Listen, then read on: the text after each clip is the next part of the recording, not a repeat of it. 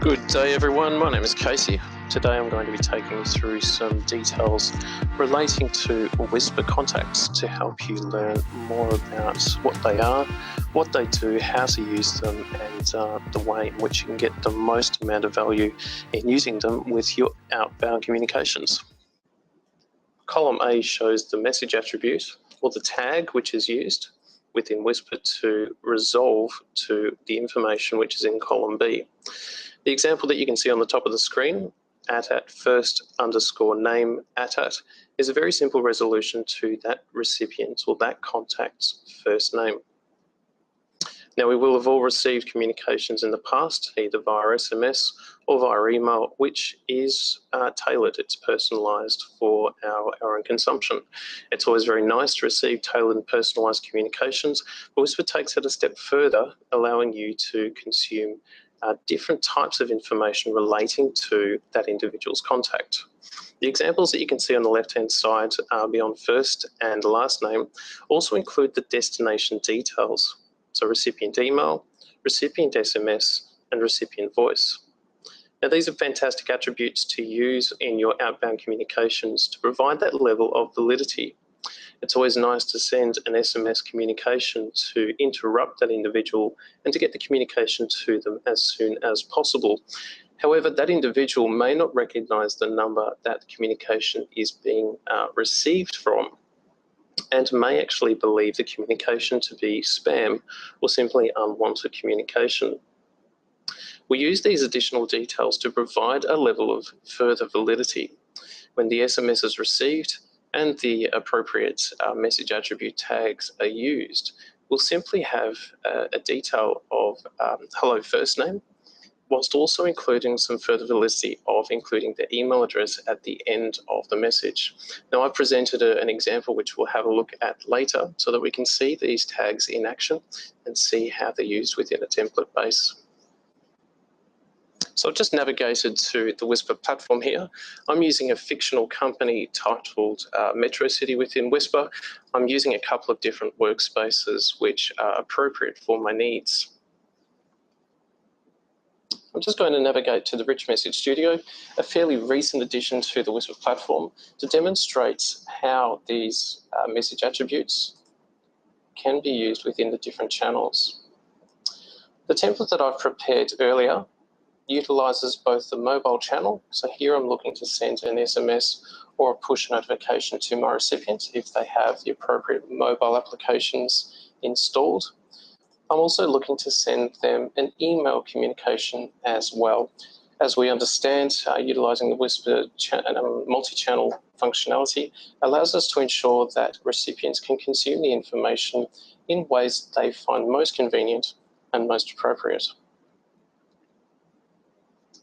You'll see within the mobile tab and the email tab, we have a combination of message attributes being used. So again, going back to my earlier discussion, we're using these to both personalize and validate the communication. Within the mobile tab, we obviously are constrained by the amount of communication that we can include, also by the very nature of that communication medium. It's a mobile device, it has a small screen, we're not able to consume vast amounts of information via that medium. So here, we're talking about an appointment reminder. I've included some fairly basic details about the location of the appointment, the date and the time, but I've personalised it using the first name. So you can see there @first_name @ using that tag that we saw on the screen earlier, using the contact's first name detail when that's sent. So for each recipient that's selected, we'll use the detail within the contact profile for the outbound communication. You'll also notice on the last line of the mobile template here, we also have included @recipient_email @. Now, this doesn't resolve to a first or a last name. Instead, it's resolving to the email address that we have on record for that same individual. This is where we offer validity to the communication. If this communication was otherwise received and it simply only had some personalisation or didn't include any personalisation at all, it could easily be misinterpreted as communication which was not destined for that individual. Including the email address ensures that the recipient sees identifiers which relate to them. So it's very easy for that individual to deduct that the person sending the communication has knowledge about themselves, i.e. we've got our first name here, the mobile number because they've received that SMS notification, as well as their email address. So this adds a really strong level of validity. It ensures that the recipient has a stronger chance and a stronger likelihood of consuming that information and changing their behaviour based on that information. So the change in behaviour that we're looking for here is for this individual to attend the appointment. If the individual did not attend the appointment, the organisation is possibly looking at lost revenue due to somebody having to reschedule that appointment. So contacts, really fantastic things, but how do we create them within the Whispir platform? Within the same workspace that I have the template created, ABC operations, I'm going to navigate to the contact list to demonstrate the contacts which exist within this workspace today. As you can see within this workspace, we have just 3 contacts. Now we're using just 3 to help with the demonstration. So what if I wanted to add a 4th contact to this workspace? Quite simply, I'll navigate to the workspace menu in the workspace where I wish to create the contact. On the right-hand side, under contact list, I will select new contact. Here I'm presented with the new contact page. There is a very large number of fields which can be used to capture unique and interesting details about your individual's customers or teams. Whilst it may seem daunting at first, it's important to note that not all details are required. In fact, there's very few mandatory fields that are required. First and foremost is the country at the top of the page here. This is automatically populating from my company settings, which is set for Australia as I'm based in Melbourne. The time zone is also very important so that we understand where the individual resides from a time zone perspective and contact hours. So this is currently set to GMT plus 11 for my company, and I'm automatically inheriting this. Within your company, you'll note that when selecting new contact, it'll simply inherit your company settings. Our third mandatory field is first name. We must include a first name.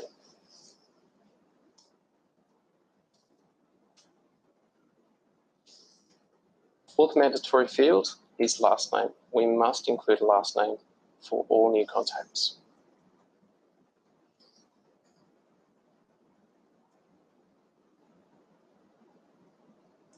Now, our next mandatory fields are a little bit more interesting. Our 5th mandatory field is not one explicit field, but it's simply a requirement to include some form of outbound communication address.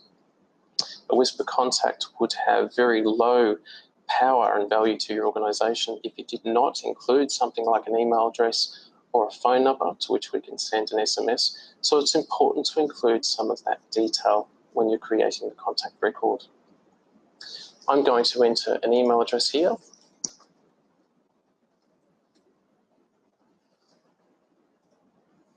And complete the creation of the contact record by navigating to the bottom of the page and selecting Save. After selecting Save, I'll be taken to the View Contact for the same record that I just entered. I can see here that Joan Citizen has been created with a valid email address within the profile. I'm now content that this contact has been created and I can return to the contact list. But sometimes creating contacts in this way, one by one, simply doesn't meet your operational needs.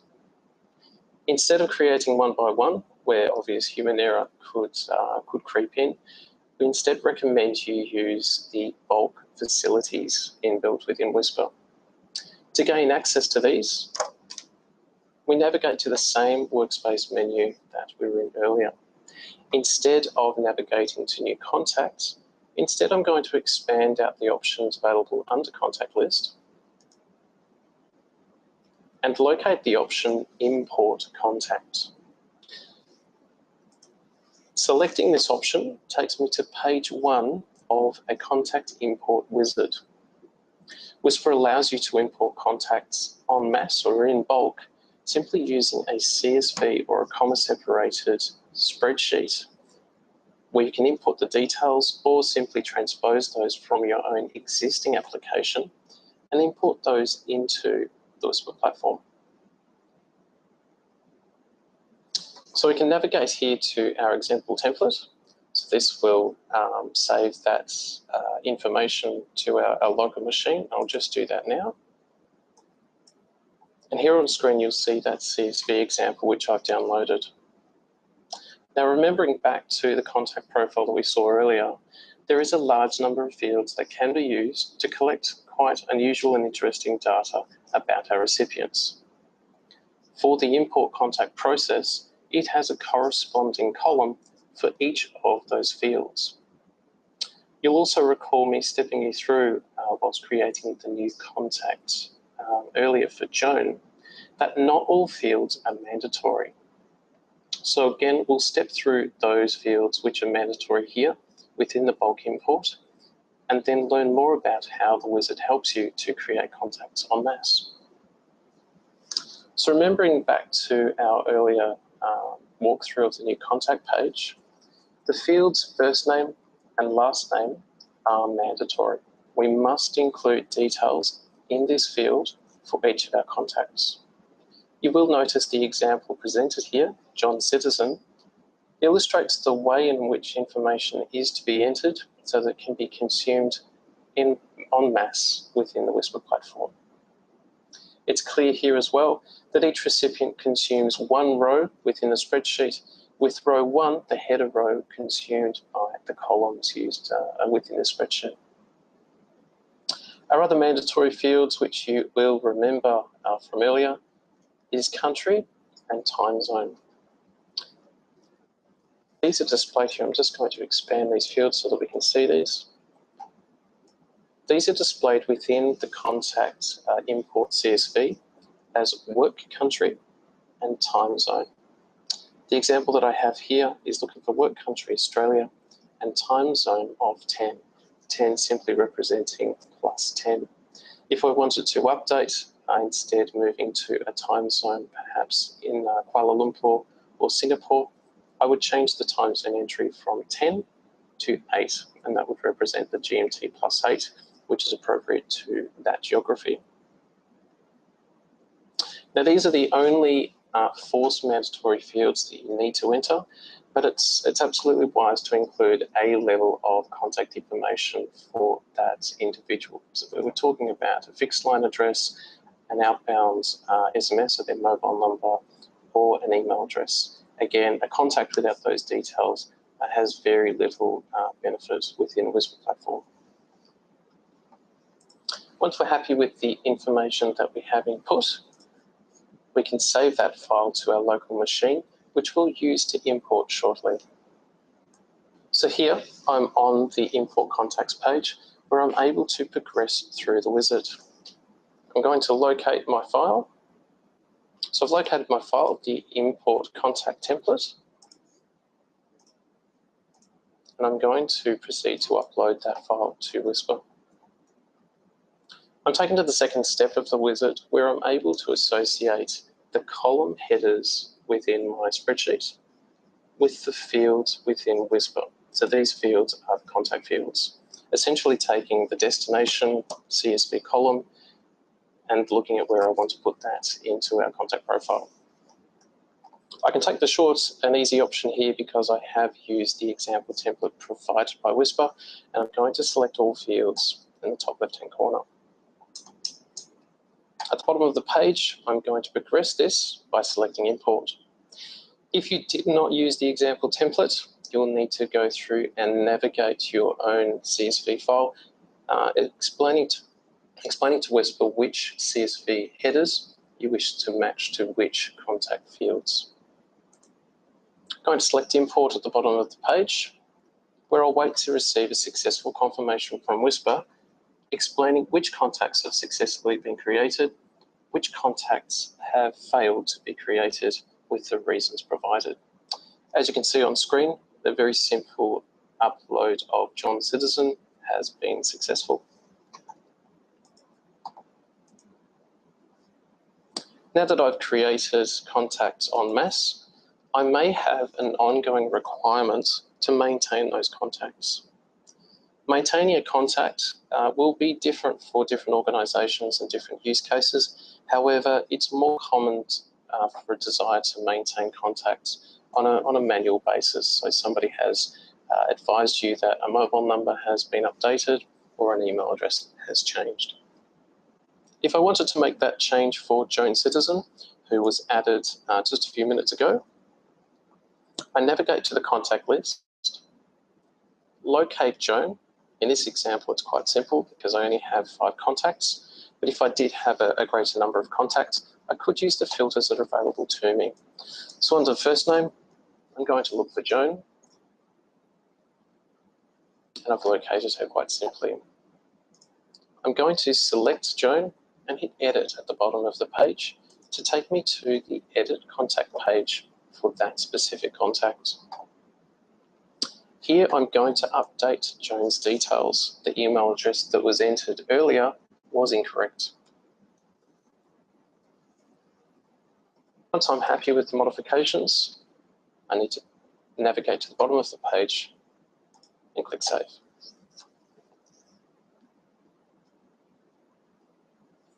In situations where it's not appropriate to modify contact details one by one on a manual basis, you can use the power of the import contact function to do this for you. Now, this is particularly of use when you're copying contacts from some sort of a source application into Whispir to use Whispir as your communications platform.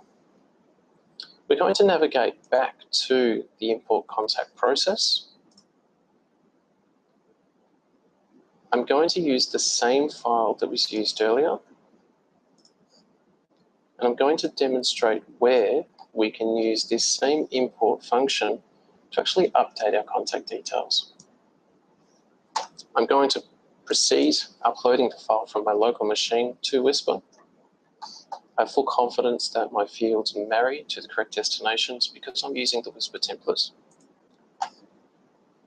But before proceeding to the import process, I'm going to assess my options here at the bottom of the page. So when importing an existing contact, there are 3 options that I have. I can either create a duplicate as the default selection within Whispir. I can simply ignore that information, so only consume and create contacts where they're not detected in the contact import file. Or, from a contact maintenance perspective, I have the concept of replace. So where the contact is identified both within the Whispir platform within the workspace that you're completing the import, as well as within the spreadsheet that you're using to complete that import. Whispir will use the details within the spreadsheet and override those details within the Whispir platform. This is of enormous help when you're modifying some basic details, making some minor changes to phone and email and naming, and can be a real time saver. The process is exactly the same.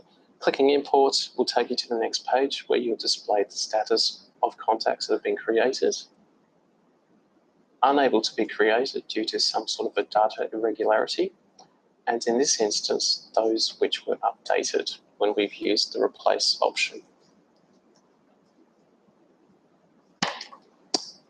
Now that you're happy with creating and maintaining contacts, we might want to use the power of our contacts and the nice data that we have created across our company.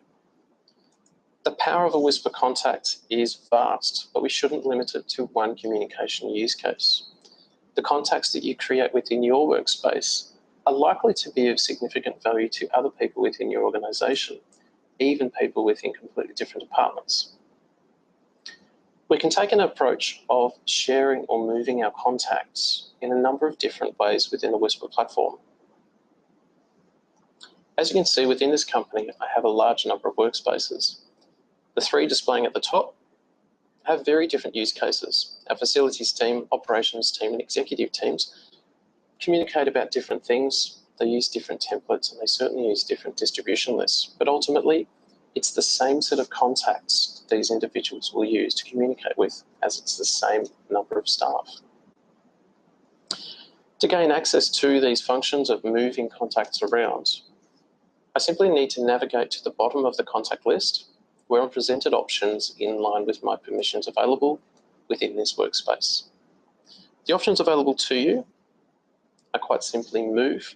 Now this is taking the contact from workspace A and depositing it in workspace B. So you can only do a simple move, so wherever it was, it will no longer exist.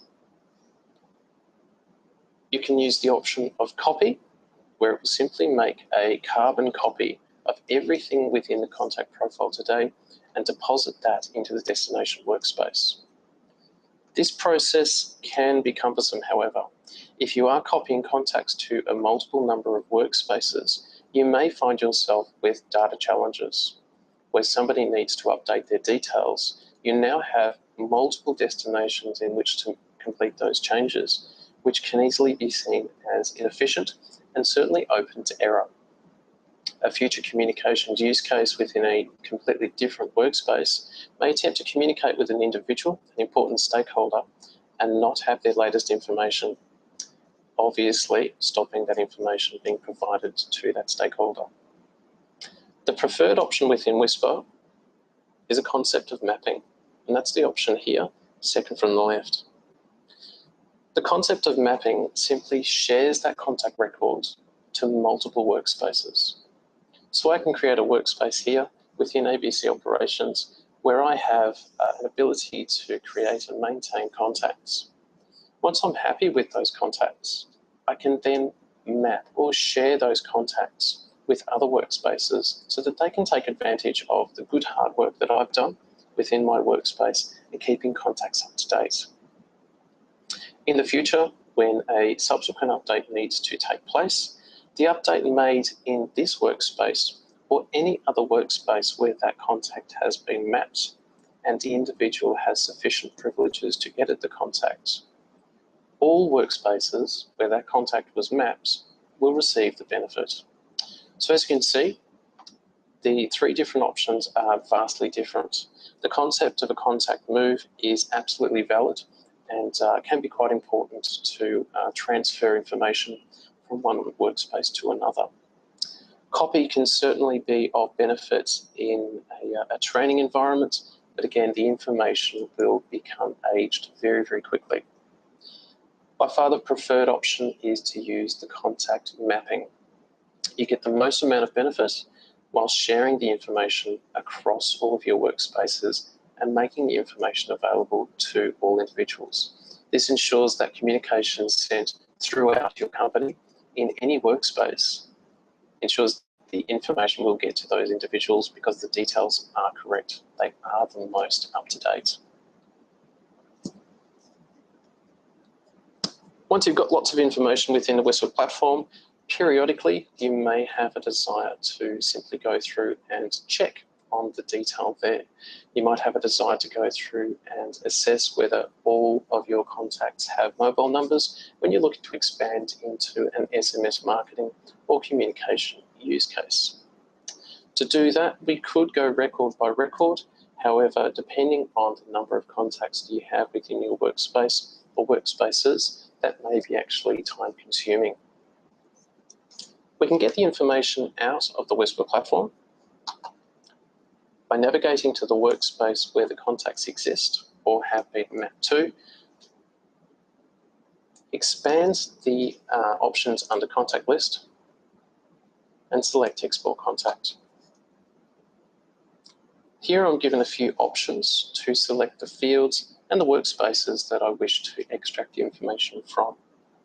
I'm going to use the standard contact report because that offers me the most amount of flexibility when I'm looking at the data within my contact records.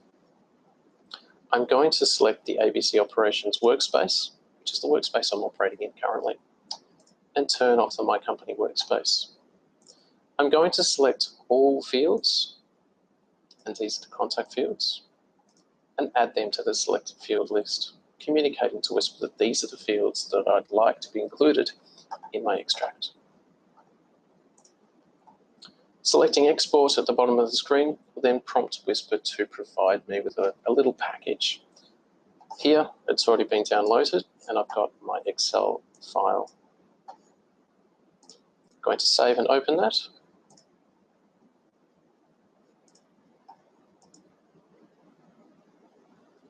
Where you can see all the information presented within a spreadsheet.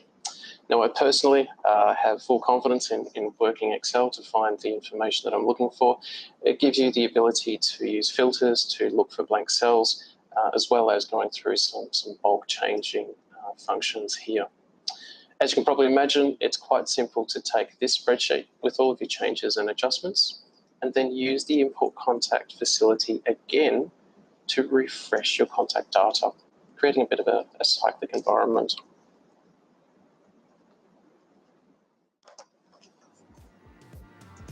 Now that completes the information for today, looking at contacts.